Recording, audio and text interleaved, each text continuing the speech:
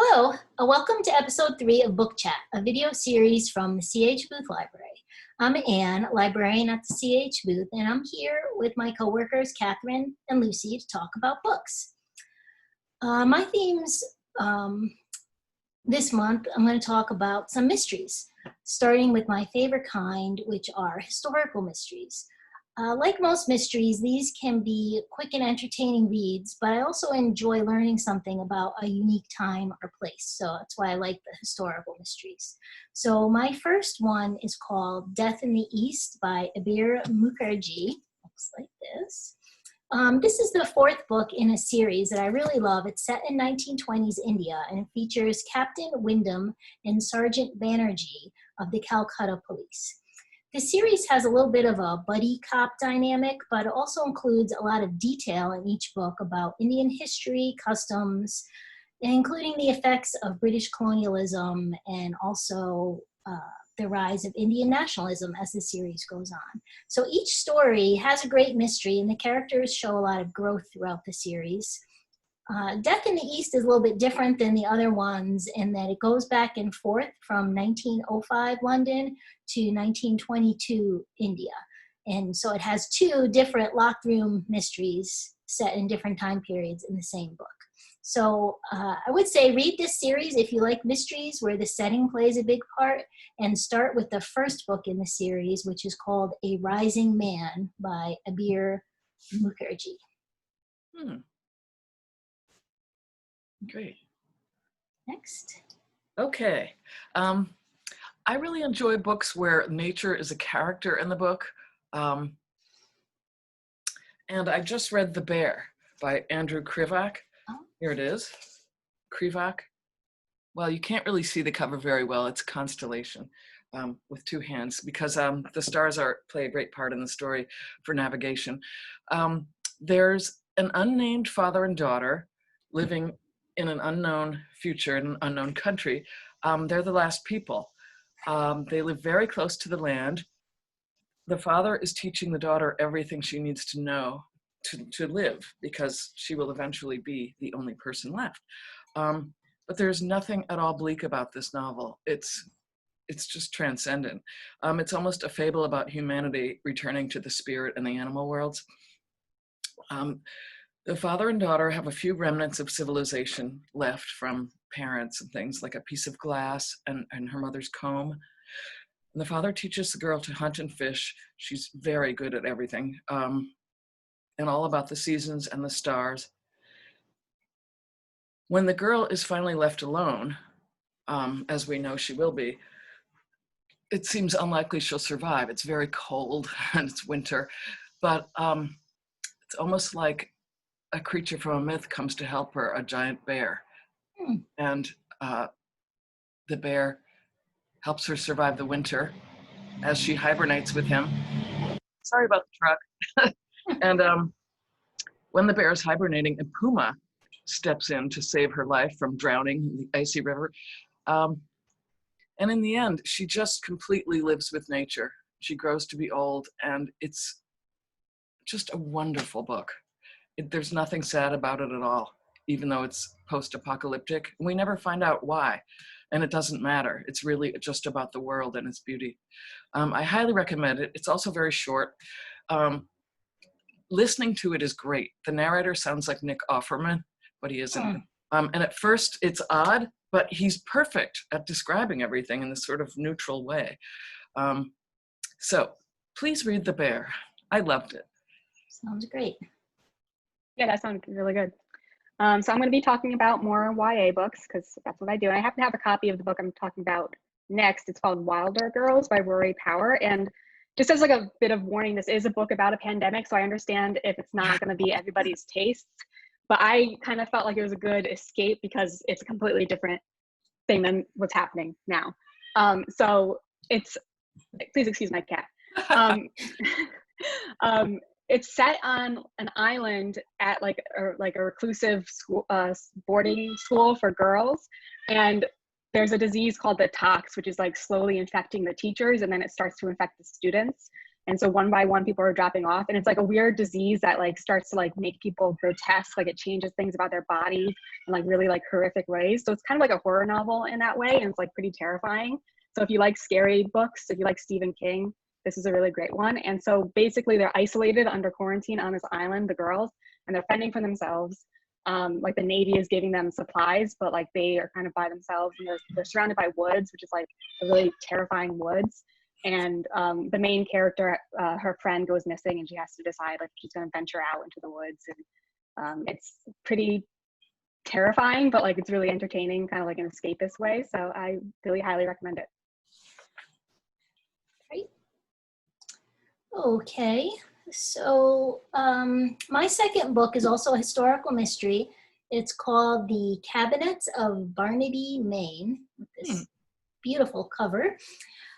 This story is set in London in 1703, centered around society's new interest at that time in science and nature, and it became popular for people to start collecting natural history specimens. Barnaby, Maine, the title character, is one such very well-known collector.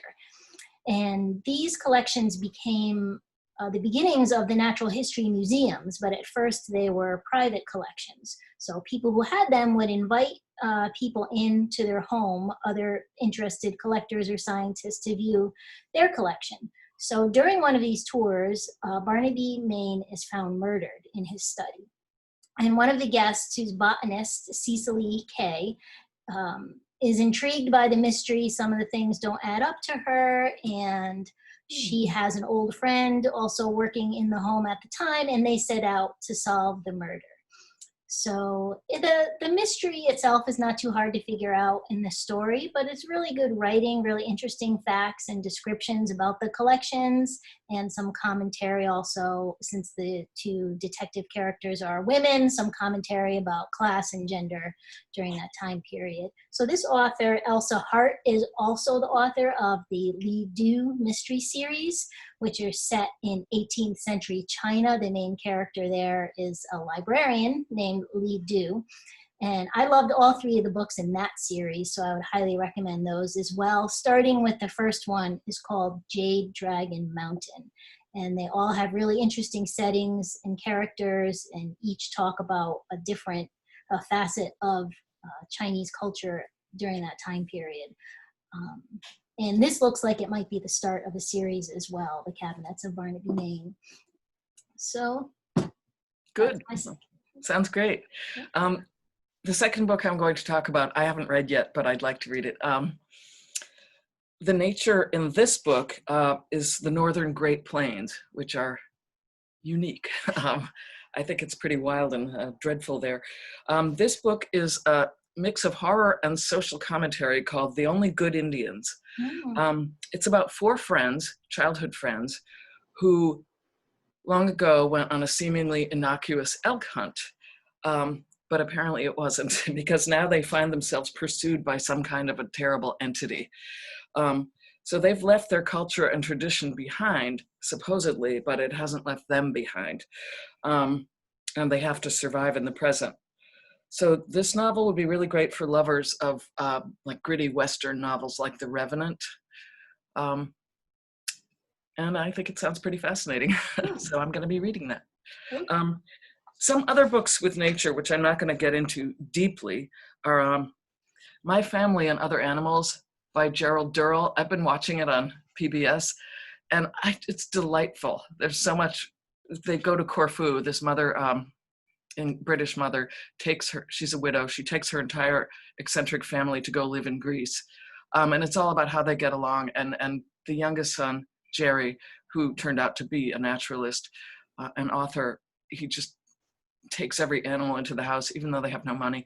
And it's just wonderful. The eldest son is Lawrence Durrell, who became a very famous writer, the Alexandria Quartet, etc. So that's enjoyable. What else? Oh, of course, A Walk in the Woods by Bill Bryson is hilarious. And they walk on the Appalachian Trail and bumble along, but the descriptions of the trail are wonderful, and the book is entertaining. Okay, that's it for me. Cool. Okay, so I have a little bit more of a lighthearted choice than my other one, and I have a picture of it on my Kindle, so hopefully this, you can't really see it, it's kind of all washed out. But this is called You Should See Me in a Crown by Leah Johnson. This was just released this past June, and it's kind of like a rom-com. I think the author said she was inspired by like 90s rom-coms, so that's perfect. If you're looking for like a light summer read, it's about Liz Lighty, who is a Black girl living in a rich town in Indiana. And her high school, everyone is so focused and obsessed with prom, but she is like ambitious. She's thinking about college. She's a musician. She wants to be a doctor, like all this stuff. She does not care about prom at all. But then her scholarship for college ends up not working out. And a big thing about their prom is that it comes with a $10,000 scholarship. So she's like, okay, I guess I have to run for prom queen. And she's kind of like awkward. She's not popular. And so she just decides to run for prom queen. So it's like all that kind of stuff of like an awkward girl, not popular, deciding I'm going to actually try to challenge all these popular people. And it's really funny, really cute. There's LGBT representation. So if you're interested in that, I think it's a great, fun read to read during the summer. Great. Okay, I have one last book. This one is called The City of Lost Fortunes. This is also a mystery with a strong sense of place and time, but it's not historical. This is a fantasy. It's set in post-Katrina New Orleans.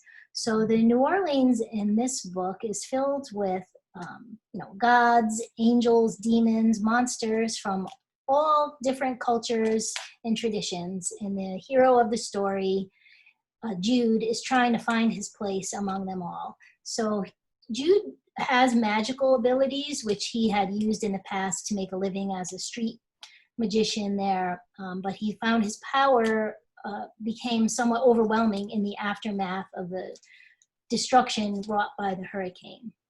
So as the story begins, he gets invited to a high-stakes card game and ends in a murder, and he needs to figure out who's doing the killing before he becomes the next victim.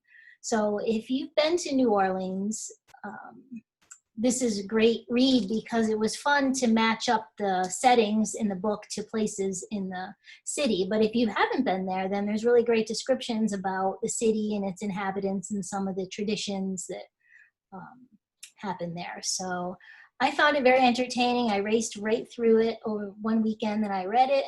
So if you like books like American Gods or The Magicians, I would definitely try this one. And if you find that you like it as much as I did, there is also a sequel called Gather the Fortunes. So this is The City of Lost Fortunes by Brian Camp. So that's it, our titles for this month. And all these are available at the library, and they're going to be listed in a document on the link that will be posted with this video, and you can click on the titles and get right into our catalog, put your holds on so you can get the books.